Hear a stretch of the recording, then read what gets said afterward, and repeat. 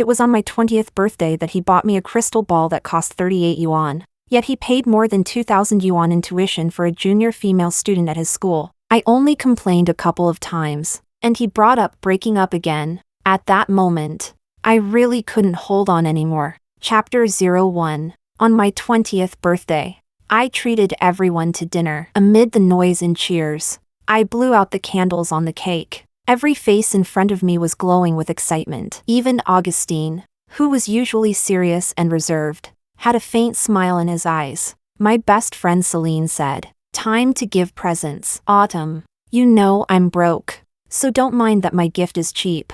I punched her lightly and happily accepted the journal she gave me. The others followed one by one, since I had reminded them in advance. Even the most expensive gift was just a MAC lipstick. After everyone was done, all eyes turned to Augustine. As my boyfriend, he was the second main character of the day. The smile from earlier still lingered at the corner of his lips as he reached out and handed me a bag. Inside was a rough paper box. My expectations instantly dropped. When I opened it, my heart sank straight to the bottom. It was a small crystal ball, something you could tell at a glance had been casually bought from the school convenience store. When I turned it over, the 38 yuan price tag on the base hadn't even been removed. It was like a vicious mockery, laughing at me. "Look, this is all you're worth to him." I clenched the crystal ball tightly. The rough edges of the base dug painfully into my palm. I forced a smile. "This is my birthday present?"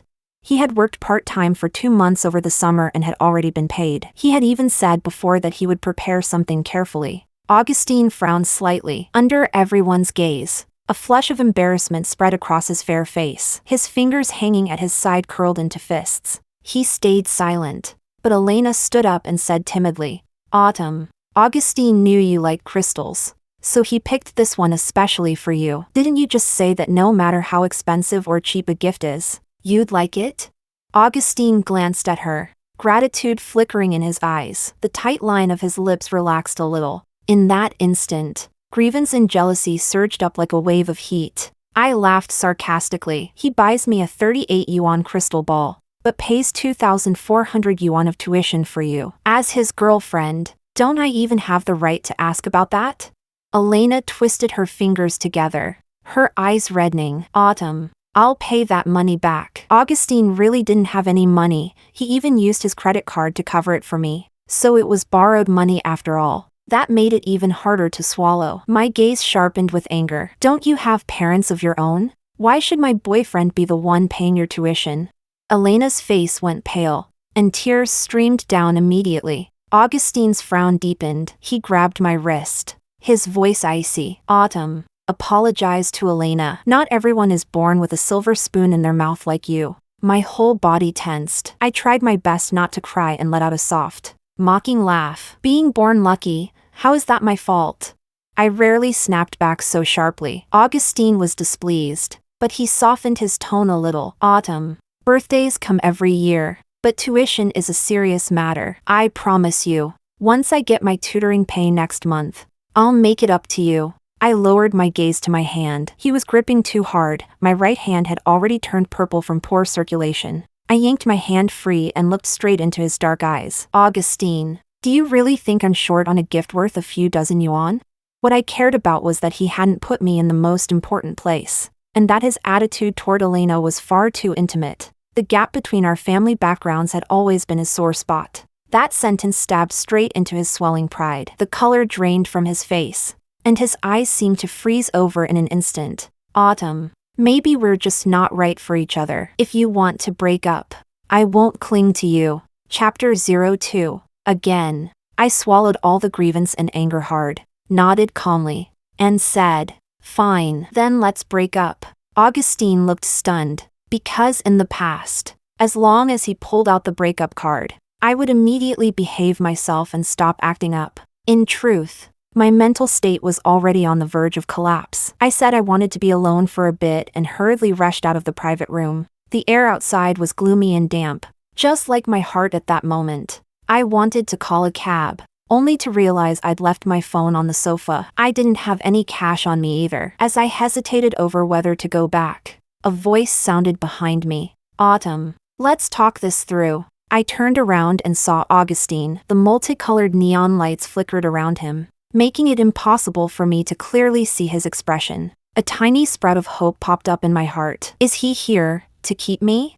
Autumn, Elena also hurried out, speaking as she came down the steps. Autumn. Don't misunderstand. Augustine and I have known each other since we were kids. I've always just thought of him as an older brother. Bang. Before she could finish, she missed a step and fell to the ground, letting out a cry of pain. Augustine turned back to look at her. Tears shimmered in her eyes as she looked utterly pitiful. Augustine. Don't worry about me. I'm fine. He hesitated for a moment, then said to me, Autumn, stay here. Don't move. I'll go check on her. I watched as he jogged over, carefully helped Elena up, then rolled up her pant leg to check her knee. Unconsciously, I thought of that time when I was learning to ride a small electric scooter. I'd accidentally crashed into a rusty railing, scraping a large patch of skin off the top of my foot. It swelled up like a steamed bun. It was night, and the campus clinic was already closed. I thought it would be fine to wait until morning, but when Augustine heard about it, he sprinted all the way back from the study hall, talked his way past the strict dorm supervisor, came straight to my dorm, carried me down from the 5th floor, and all the way to the school gate to catch a ride. Autumn, this has to be treated as soon as possible. What if it's tetanus? You could die. I don't want you to have even the slightest accident. He had loved me. Maybe he still did. But seeing with my own eyes how he copied that tenderness, something that had once belonged only to me, and gave it to someone else, I couldn't help feeling physically nauseous. I took 2 steps back and turned to leave. At that moment, I clearly saw Elena lift her eyes and glance at me. Yet she didn't remind Augustine at all. Instead, she deliberately sucked in a sharp breath in pain, as if to emphasize my situation. The heavens actually decided to make it rain at that very moment. I had no umbrella, no phone, no money. My mood had sunk to rock bottom, and I wandered aimlessly through the rain. Just then, a Mercedes-Benz G-Class slid to a stop beside me. The window rolled down, revealing Alan's teasing face. Chapter 03. He clearly wasn't nearsighted, yet he wore a pair of flashy gold-rimmed glasses. An unlit cigarette dangled from his mouth as he craned his neck and looked at me with schadenfreude. Well, if it isn't our department's campus belle. Autumn, why are you soaked like a drowned rat? Where's your oh-so-perfect boyfriend? Huh? There was also a girl in the passenger seat, dressed skimpily, half her chest practically spilling out into the open air. She glanced at me and spoke in a sticky sweet voice. Alan, is this that so-called goddess of yours who's not very bright? Looks like she's been dumped. TSK. TSK. Seriously, when luck turns bad, you run into every piece of crap imaginable. I was just about to snap back when Alan slapped the back of Billy's head. The smile vanished from his face, replaced by an icy coldness. Shut your filthy mouth. Since when is it your turn to talk about her? Get out. Billy was stunned. Alan, she's rejected you how many times already? You're not still going to be a simp, are you? Most men would have blown up hearing that, but Alan's brain worked differently. He broke into a brilliant grin. Absolutely, I'm more than happy to be her simp. Billy stared at him in disbelief. Furious, she opened the door, got out of the car, and ran off into the rain. Alan took off his glasses and smiled at me. So, my goddess, where to? This simp can give you a ride. I didn't really want to get into his car, but Augustine had already turned the corner and was running in my direction. I told myself to treat it like hailing a ride. I'd just pay him double afterward. When the car passed by Augustine, Alan deliberately slowed down, smiling with unmistakable smugness. Augustine, fancy running into you here. I'm in a hurry to drop someone off, otherwise I'd invite you to a late-night snack. When Augustine saw me sitting in the passenger seat, his face went deathly pale. Alan had always been a thorn in his side. Chapter 04. The two of them were famous figures in the computer science department. Augustine was the classic combination of handsome, capable, and tragic. He lost his father at a young age and grew up steady, hardworking, and fiercely self-disciplined. Alan, on the other hand, came from a powerful family. His parents doted on him, and he was flamboyant, frivolous, and laid back. When others were attending class, he was sleeping. When others were grinding it out in the library, he was gaming. Yet when finals came around, He would buckle down in the library for half a month, and his scores would come out nearly on par with Augustine's. And back then, Alan had once pursued me very publicly. For a time, Augustine had worried that I might fall for a bad boy like Alan, but I had never been attracted to the cynical, careless Alan. I'd always been a pampered little princess. Maybe because of that, I was even more drawn to someone like Augustine, driven, restrained, and self-controlled. After we got together, to put Augustine at ease, I cut off all contact with Alan. I blocked him, and I even deliberately avoided occasions where he might be present. Along the way, Alan talked non-stop. I had no interest in engaging, so I turned to look out the window. My clothes were soaked and a bit cold. I shivered quietly, and before long, I felt the temperature inside the car rise. It turned out Alan had turned on the heater. He was wearing a jacket, but his forehead was already beaded with sweat. When he noticed me looking at him, he raised an eyebrow. So, am I more considerate than Augustine or what? I really wanted to slap him to death. During the pandemic, the school's management was strict, yet somehow Alan managed it. The flashy Mercedes-Benz G-Class drove me all the way to my dorm building. As I was about to get out, he told me to wait. Then he jumped out first and opened the door for me. A goddess deserves a goddess's treatment. How could you open the door yourself? I was a little speechless. Thanks. I'll transfer you the fare on Alipay once I get my phone back. He grinned. Sure. I turned to head upstairs when he called out to me and tossed me a box. Under the dim yellow streetlight by the dorm entrance, his smile was dazzling. Autumn. Happy 20th birthday. Didn't have time to prepare anything. Just take this as your birthday gift. Chapter 05. Back in the dorm, I opened the box. Inside was a pack of brightly colored rainbow candy. Judging by the packaging, it looked imported. I casually picked one and popped it into my mouth. The sweet flavor melted between my lips and teeth. Not bad. At least it dulled a tiny bit of the bitterness in my heart. More than an hour later, my roommates returned one after another, all telling me to take it easy and not dwell on it. Augustine and I had argued many times before. Aside from Celine, no one else really believed we would actually break up. Celine brought my phone back to me. There were no messages from Augustine on WeChat. I transferred Alan 100 yuan via Alipay. He replied almost instantly, "Generous boss. Let's add each other on WeChat if you ever need a driver. I'm on call anytime." I refused. The next morning, I woke up to find that he'd stolen my energy in Ant Forest and even brutally beat up my virtual chicken. Out of sheer habit, even though I didn't have class that morning, I still showed up at the cafeteria at 7:30 because that used to be the time I accompanied Augustine for breakfast. Among so many people, I spotted Augustine at a glance. As usual, he had already bought breakfast for two. He had even gone out of his way to get it from KFC outside the campus, something he normally couldn't bear to splurge on. The weather had turned cool, yet he was still wearing a washed-out white shirt. His frame was slim but straight. His dark eyes looked at me silently, just like every time before, waiting for me to walk up to him first and smile sweetly. I tugged at the corner of my mouth and walked toward him. The cold line of his lips softened, and his eyes brightened like the sky outside at that moment, slowly painted radiant by the morning glow. As I passed him, I quickened my pace, intending to brush past him like a stranger. Augustine's smile froze on his face. He grabbed my wrist, his Adam's apple bobbing heavily. "Autumn, are you still angry?"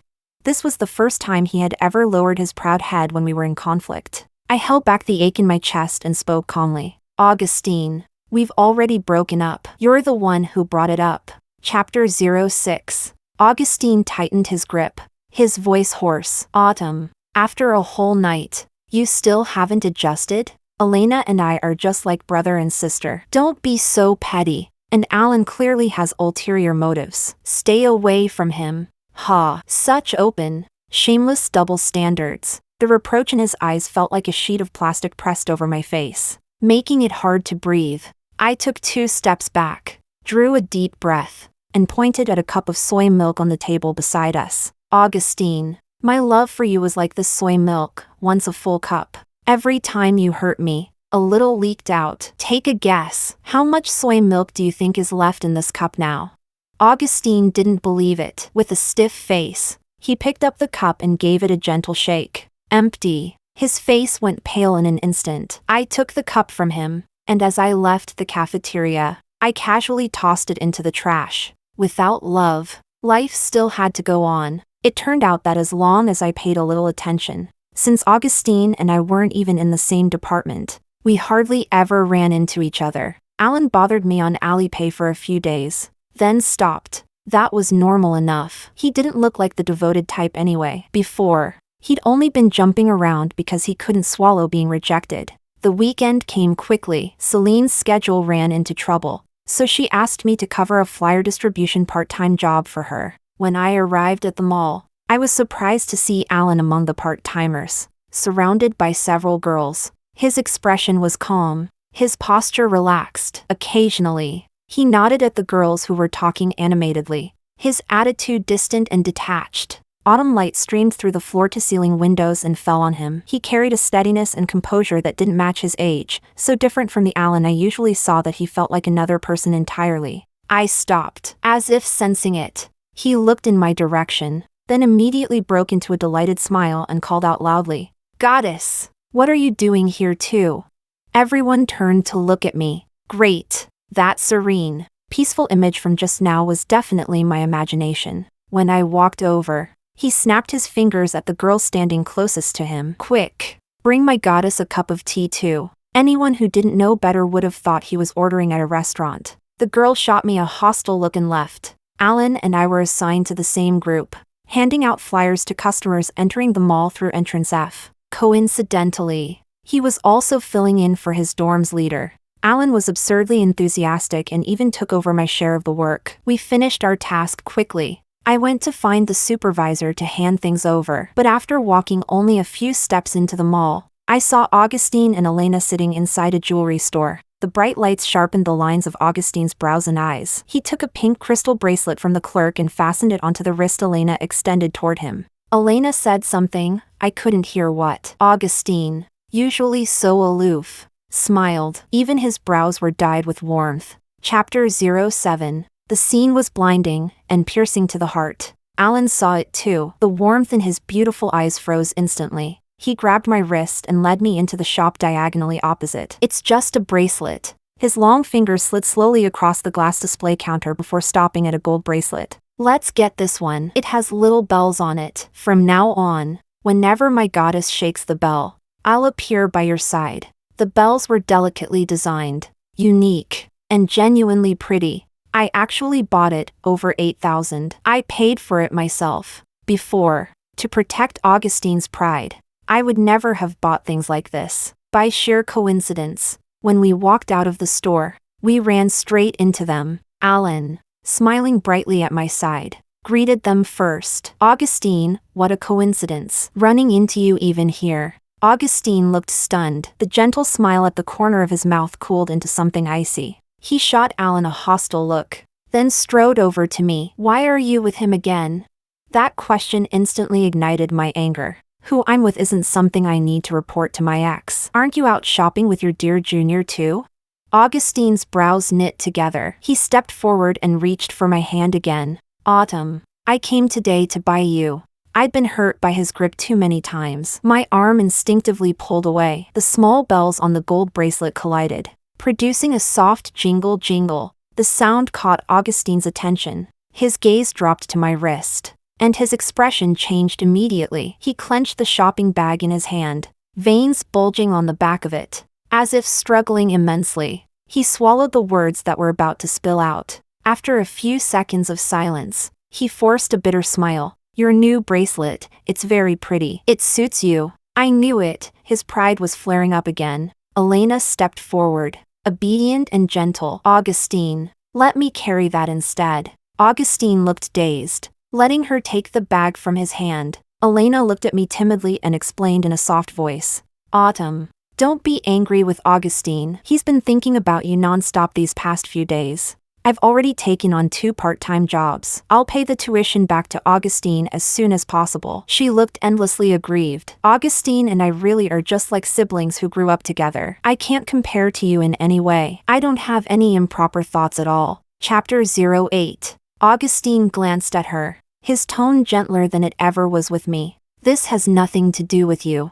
That lovey-dovey display was truly nauseating. Alan let out a scoffing laugh and raised an eyebrow. About to speak. I tugged at him. This is my business. I'll handle it myself. He studied me for a moment, then curled his lips slightly, his voice firm yet indulgent. All right, goddess goes first. I'll always be right behind you, backing you up. I adjusted my breathing and looked at the man who was letting Elena tug at the corner of his clothes. Augustine. I'll only say 2 things. The rest you can judge for yourself. First, this mall is pretty far from our campus. You came all the way here to shop, wasn't it because she pushed for it? Augustine hesitated and glanced at Elena. Elena looked utterly innocent. I just heard that this place has a wider selection. Lying. I sneered softly. It's because you saw Celine's moments early this morning. You knew I'd be filling in for her part-time job today, and you even liked the post. I had Celine take a screenshot. I pulled up the image. The timestamp clearly showed it was a little after 8 in the morning. I lifted my eyes to Augustine. What time did she suggest coming here to shop? And did she tell you that I'd be working here today? Elena looked flustered and aggrieved. I didn't read the content. I just liked it casually. I raised an eyebrow. So you casually unliked it later too? Elena bit her lip hard, eyes brimming with tears as she looked to Augustine. Augustine. The whole scene was pure visual garbage. One look too many and you go blind. I looked away, my voice steady. Second, Augustine. Aren't you curious how I found out about the tuition money in the first place? Elena's face went pale, her voice trembled. You must have asked around. Autumn, you've always wanted to keep tabs on everything about Augustine. I let out a short laugh and tapped open an audio recording. Elena's indistinct voice came through the speaker. Autumn. So Augustine didn't tell you about helping me pay my tuition. Elena's face turned deathly white. She blurted out instinctively. How did you record that? Your phone was clearly taken by me at the time. Chapter 09. Halfway through her sentence, she sensed something was wrong and abruptly shut her mouth. I smiled faintly. You were very cautious. You deliberately borrowed my phone at the time. But Celine was standing not far away, and she had her phone with her. Did you forget? The 2 of us are from the law school. So all it took was a look from me, and Celine started recording. Augustine could hardly believe it. Disappointment filled his face as he questioned Elena. I clearly told you not to say anything. Why did you? Elena twisted her hands tightly together, lifting her tear-streaked face. Her almond-shaped eyes clung to Augustine. Augustine, didn't you say it yourself? That we're the ones who belong to the same world. She's not good enough for you. We're the real match. Augustine glanced at me guiltily. A chill spread through my heart. I turned and walked away. Augustine chased after me, reaching out to grab me. But when he met my indifferent gaze, his hand slowly fell back down. His voice was hoarse. Autumn, I love you. You know that. I only said that casually. I'm sorry. I didn't know she had those kinds of thoughts. I cut him off. Augustine, do you really think you never noticed her intentions at all? What I cared about was never her desire. It was your ambiguous attitude and your complete lack of boundaries. Augustine's lips turned pale. I didn't believe for a second that he hadn't noticed. He simply wanted the best of both worlds. So he chose to turn a blind eye. I wanted to leave, but Alan gently placed a hand on my shoulder and drew me closer, flashing a dazzling smile. Hold on. This is such an important moment. I should make a contribution too. As he spoke, his gaze shifted to Elena. The smile remained on his lips, but his eyes were as cold as blades. You think Autumn can't compare to you? Then I really have to clear things up for my goddess. Looks, figure, family background, she leaves you in the dust. Academically, Autumn got into one of the top 3 law schools in our university with a high score. You barely scraped into the literature department. After enrolling, she's won multiple scholarships, became head of the arts division of the student union, and even joined the party. And you? You tried finding tutoring jobs and got rejected by 3 families in a row. The only thing you're better at than her is having no bottom line and a thicker skin. He let out a mocking laugh. But you did get one thing right. You and Augustine really are from the same world. You're both experts at wallowing in self-pity. A perfect match. Alan tightened the hand on my shoulder slightly. Autumn and I wish you eternal love and a lifelong bond. With every sentence he spoke, Elena's face grew uglier. By the end, she was shaking with humiliation, her teeth chattering. unable to utter a single word in rebuttal. When I left the mall, Augustine was being tightly held back by a sobbing Elena. The man who had once gently helped her up now looked cold and impatient, all traces of tenderness gone. On the way back, while waiting at a red light, Alan turned his head to look at me, his tone sincere. "If you want to cry, go ahead. I even specially prepared a silk handkerchief for you to wipe your tears. The counter staff said it absolutely won't irritate your skin." He really was. I actually did feel like crying earlier, but right now, I just wanted to hit him. As if he read my mind, he laughed and leaned his head over. "Go on. Don't hold back. If you want to hit me, just do it." I smacked the back of his head. He sucked in a sharp breath and instantly raised his right hand. Was he about to lose his temper? Instead, he gave me a deep look, then put his hand back on the steering wheel, the smile still on his lips. "I'll drive first. When we hit the next red light, you can keep hitting me." He said that, but every time we neared an intersection afterward, I could feel him unconsciously sit up straighter. When he saw it was a green light, he'd relax again. "Looks like you're still afraid of pain." Fear of pain is a physical reaction. Feeling heartache is a psychological one. He turned to look at me, his gaze serious. "Autumn, you hitting me actually makes me really happy." I was speechless. Was he into that kind of thing? He reached out and rubbed my head, the tenderness in his eyes as deep as the sea. "That's how it should be. Autumn, the you I know is full of life. He wasn't worth you losing your smile." Downstairs at the dorm, he opened the car door for me as usual, making sure I had the full goddess treatment. I stepped toward the building. He hesitated, then called out to me anyway. "Autumn, that crystal bracelet Augustine bought today, it was probably meant for you." Chapter 10. Autumn had already arrived. The night wind was cold, blowing my hair into a mess. I stood at the dorm entrance, my face as pale as the harsh white light from the ceiling lamp above my head. I spoke softly. "I know," but he didn't even dare to say it out loud. Is his pride really the only thing in this world that's priceless? And he knew perfectly well that I cared about his relationship with Elena. Yet he still took her to pick out a bracelet. That Alan even brought this up surprised me a little. Alan gave me a thumbs up, as expected of my goddess. "Autumn, once you wake up, no one can stand against you." TSK. He could really praise anything, but thinking about it carefully, wasn't he basically saying that when I was in love before, I'd been blind and deaf to everything else? I blocked Augustine on all platforms, but added Alan on WeChat. He talked a lot and often popped up beside me out of nowhere, while my replies to him were few and far between. People say the best way to get over a breakup is to start a new relationship, but I felt that jumping into something new before fully processing all those negative emotions would be unfair to the next person. If that was the case, then it was better not to give anyone false hope.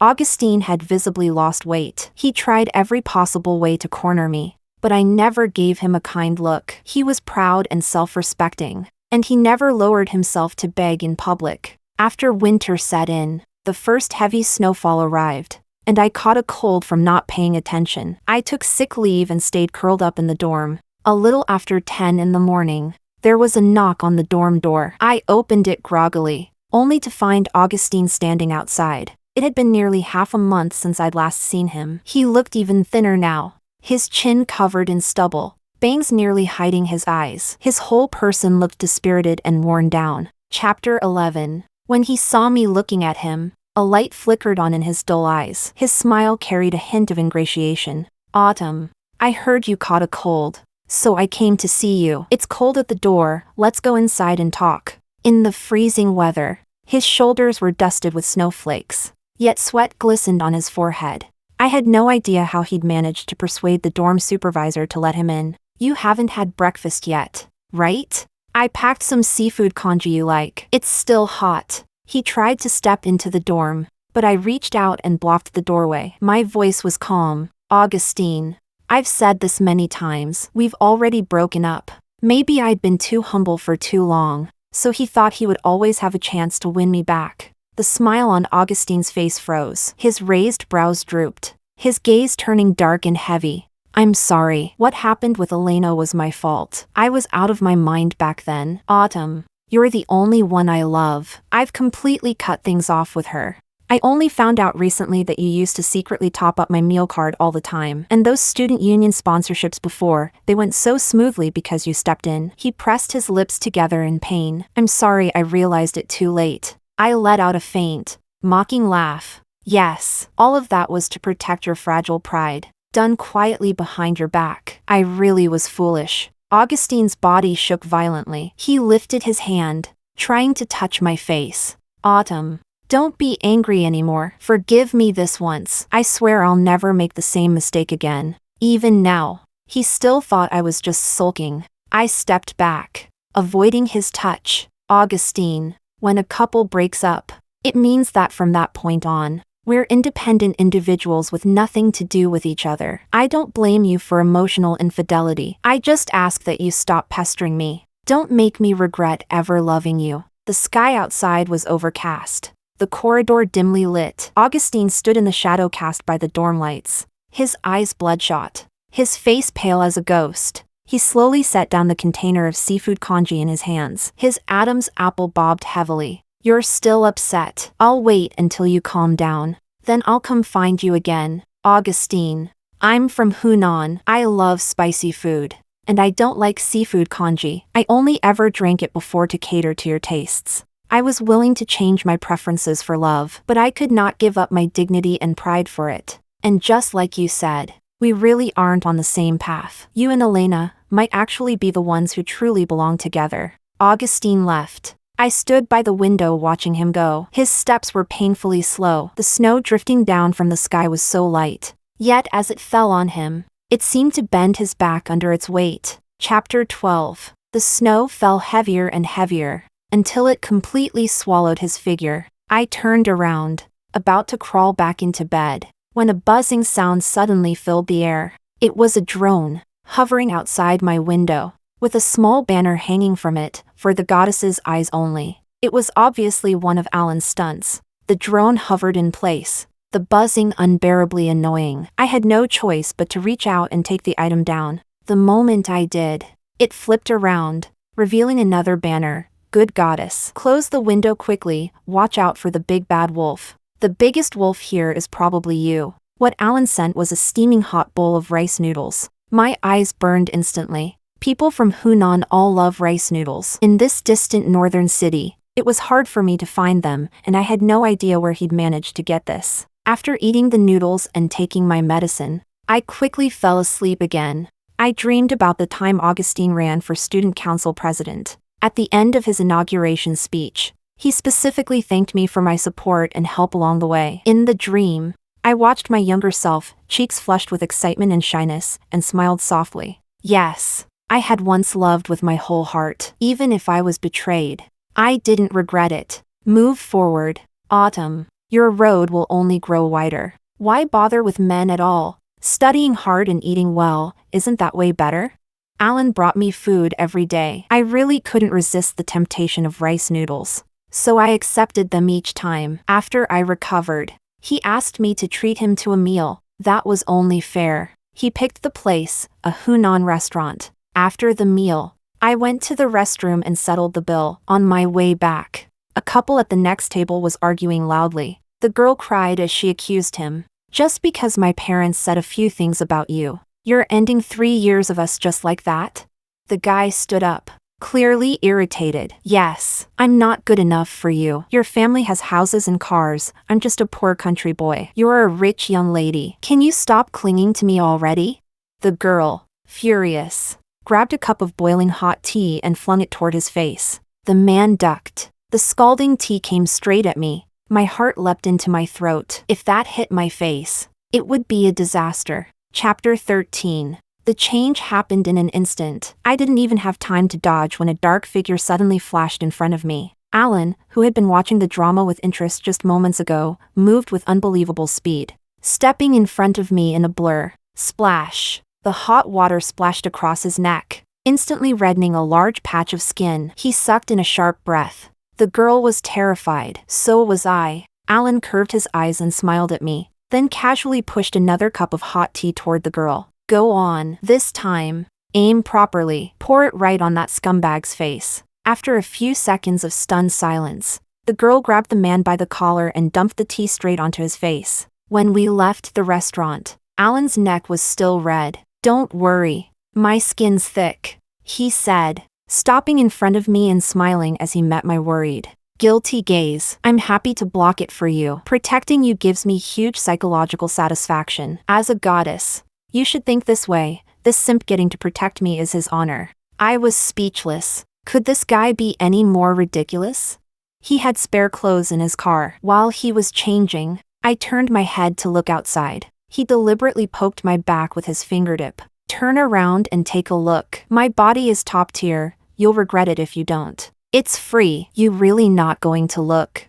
I ground my teeth. "Shut up, or I'll pour another cup on you." It's not like I hadn't seen it before. He and Augustine had both been on the school basketball team. Once, during a game, I went to cheer for Augustine. In the final seconds, Alan sank a three-pointer, turning the tide and sealing the win. All hyped up and showing off, he ripped off his shirt and threw it into the stands. It landed right on my head. The smell of sweat nearly knocked me out, but it also sparked screams everywhere. Those 8-pack abs were no joke. Now, the top 3 buttons of his shirt were undone, framing a stretch of wheat-toned, solid chest like a mysterious cavern, tempting one to reach out, peel back the fabric, and explore. My face warmed. I turned my head away. "Button your shirt properly." He clicked his tongue twice and suddenly leaned in. Too close, so close it was like he was pressing his chest right in front of me, forcing me to look. My back pressed tightly against the seat. I instinctively held my breath.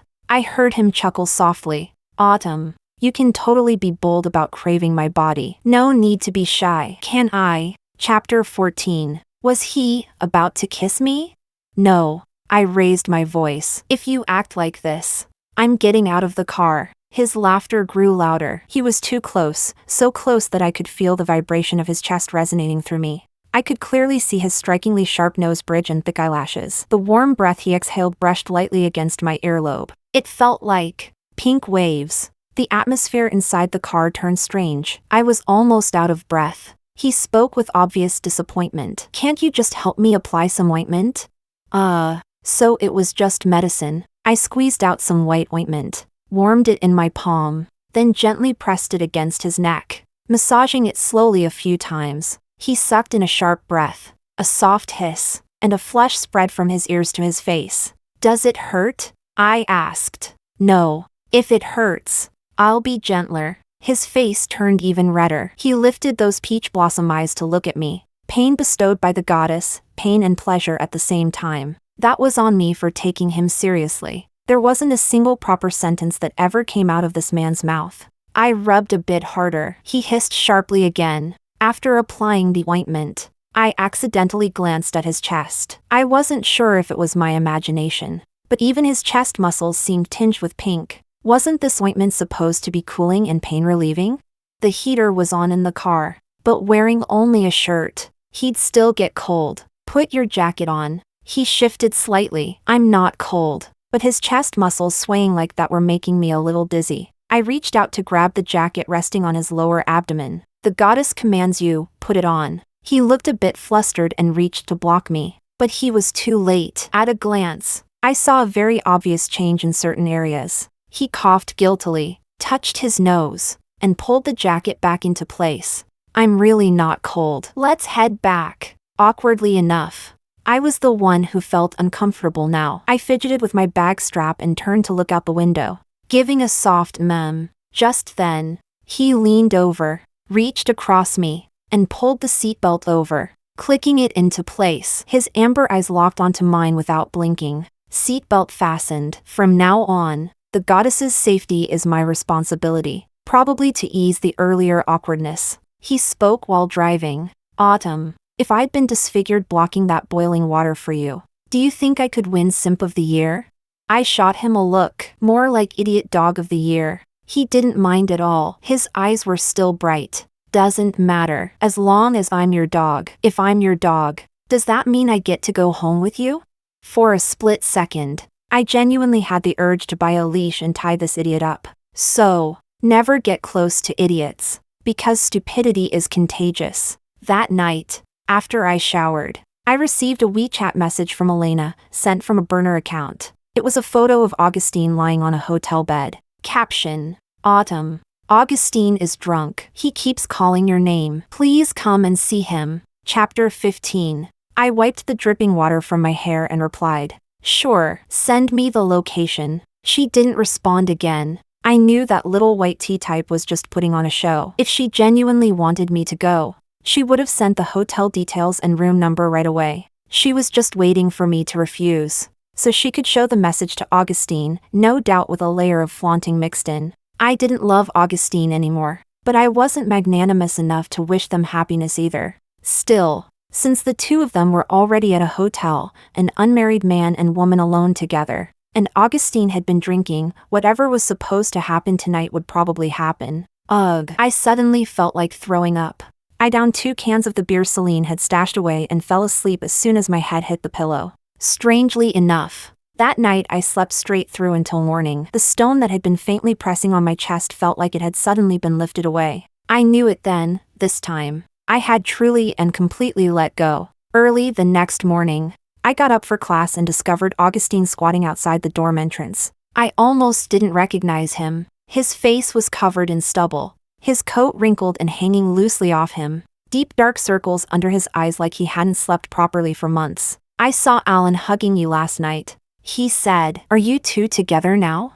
On the surface, I was perfectly calm. Inside, I understood immediately. No wonder Alan had suddenly asked me for a hug last night, saying he needed comfort for his injured body and soul. He must have known Augustine was around and done it on purpose, just to provoke him. Autumn. I think, maybe you were right. Elena and I are from the same world. Last night I drank, and I let Elena take me to a hotel, but I still couldn't do it. He clutched his head in pain. All I could think about was you. Other than you, no one else will do. As a matter of fact, I wasn't even sure whether he could do it with me either. We had never crossed that final line before. I looked calmly at the anguished man in front of me and spoke coldly. "If you're sick, go to a hospital. I'm not a doctor." In that moment, I actually felt a flicker of pity for Elena. But then I thought again. She knew full well Augustine had a girlfriend and still tried to seduce him. What was there to pity?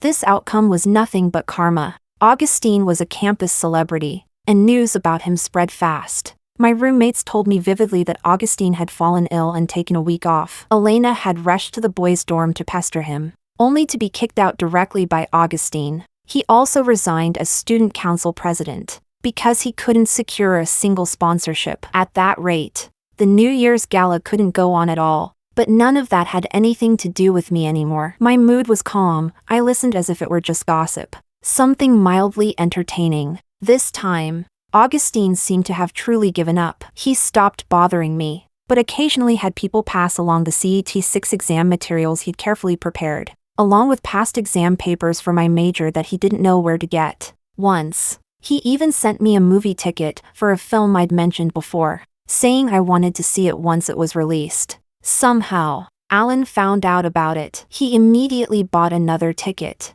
shamelessly dragged me to the movie, and even posted photos on his moments. If Augustine ever saw that, he'd probably be furious. Whatever. That night, a little after 10, Alan's dorm leader called me, saying something had happened to him and asking me to come over right away. Chapter 16. My heart sank instantly. I didn't have time to clean up, just threw on a coat, went out in my pajama pants, and rushed off. The dorm leader hadn't explained things clearly. All the way there, my heart was in my throat. I walked faster and faster, even tripping at the school gate. Only when I arrived did I realize it was a dorm gathering. Alan had accidentally drunk too much. He was currently clinging to a huge pillar at the restaurant entrance, refusing to move no matter what. Their dorm leader was a peculiar character. After graduating high school, he'd worked on an assembly line for 3 years, then had an epiphany about studying properly. After repeating a year, he got into our university. He was a few years older than us and much steadier. He was allergic to alcohol,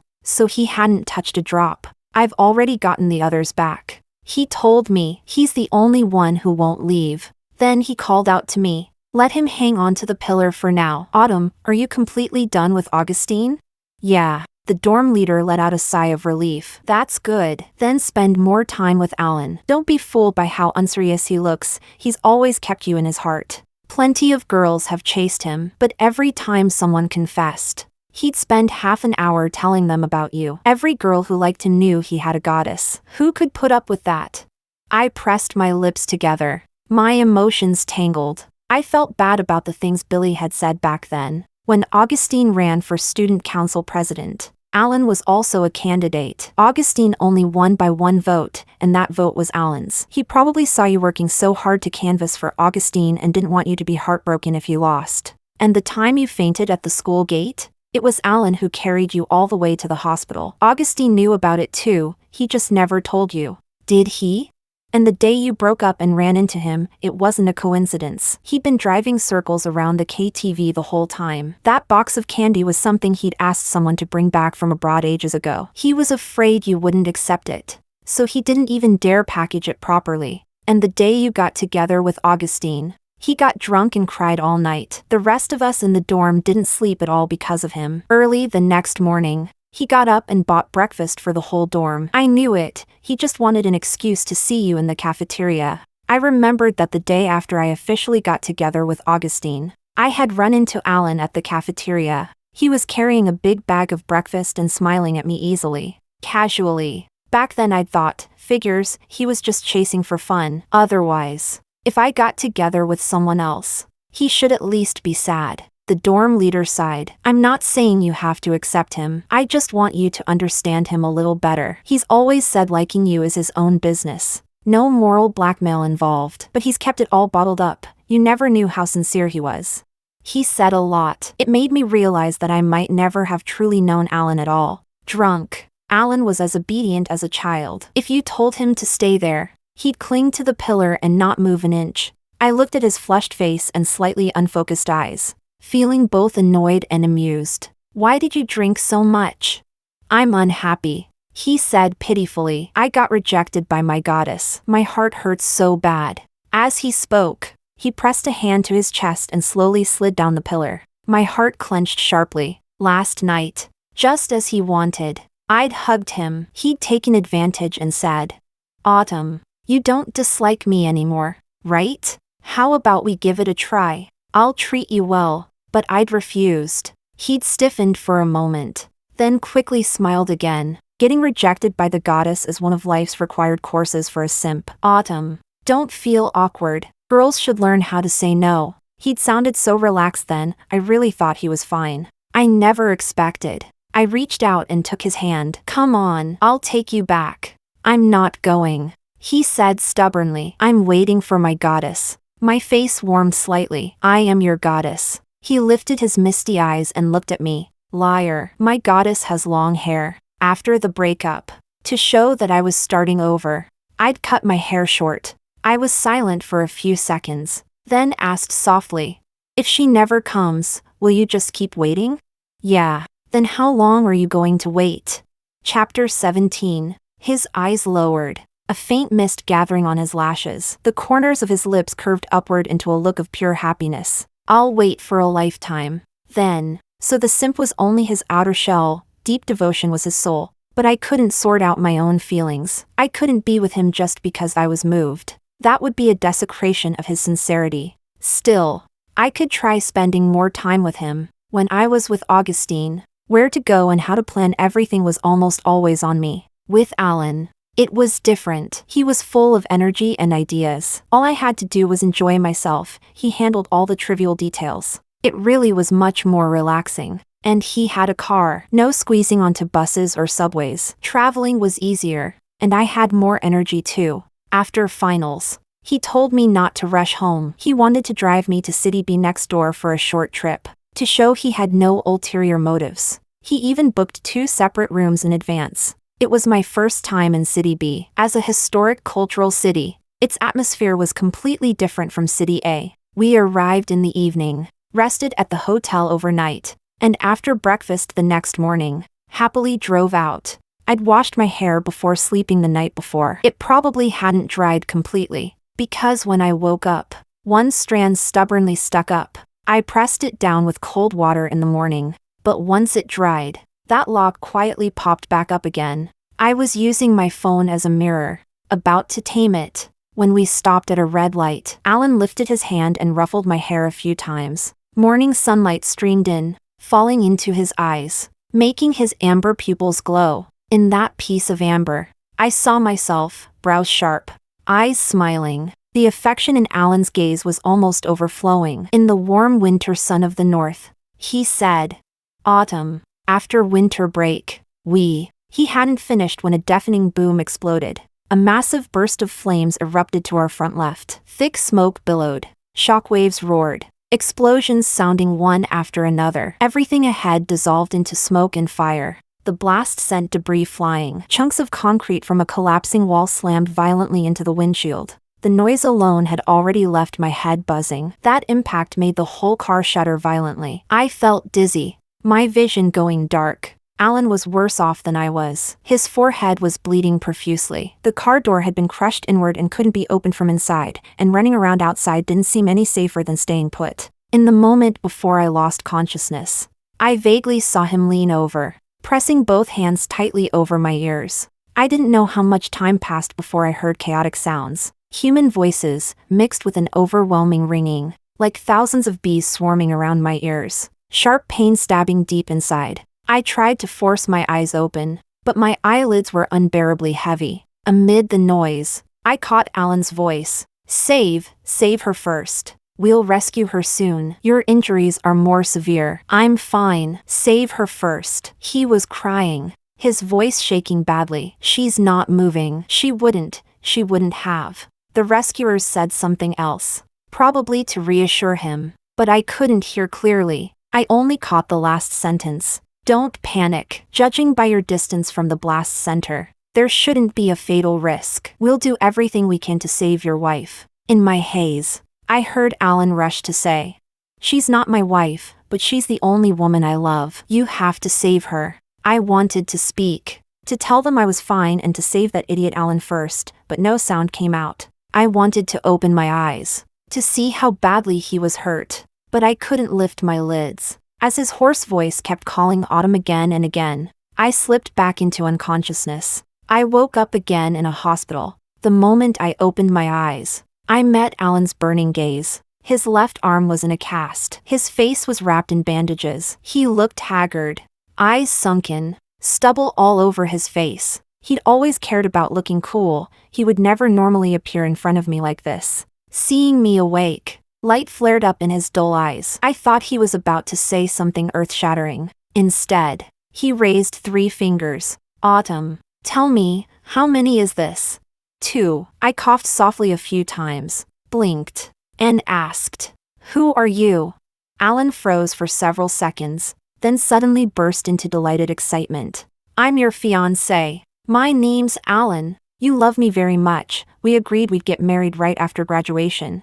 That bastard, trying to take advantage of the situation to trick me. Ignoring his own injuries and foredrip, he struggled to sit up, pulled open the bedside cabinet, and took out a box. He opened the blue velvet case, revealing a pair of platinum rings. "See? We even picked out our rings already." Tiny diamonds at the center reflected dazzling light, but it still couldn't compare to the light in Alan's eyes. That brightness made my eyes sting and my chest feel tight. I parted my lips, about to speak, when the ward door suddenly swung open. Augustine rushed in. He lunged to my bedside, trembling hands reaching toward my bandaged forehead. His voice was hoarse. "Autumn.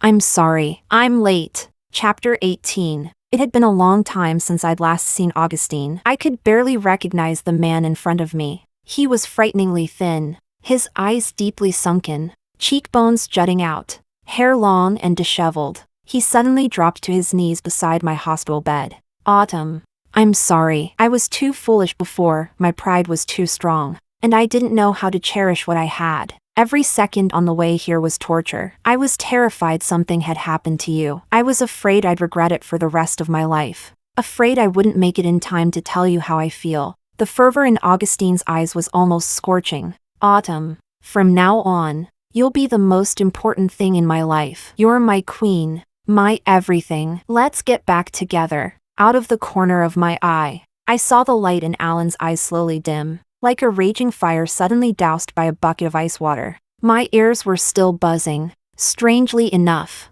when I'd been talking to Alan earlier, that ringing hadn't affected me at all. I braced myself against the bed and slowly stood up.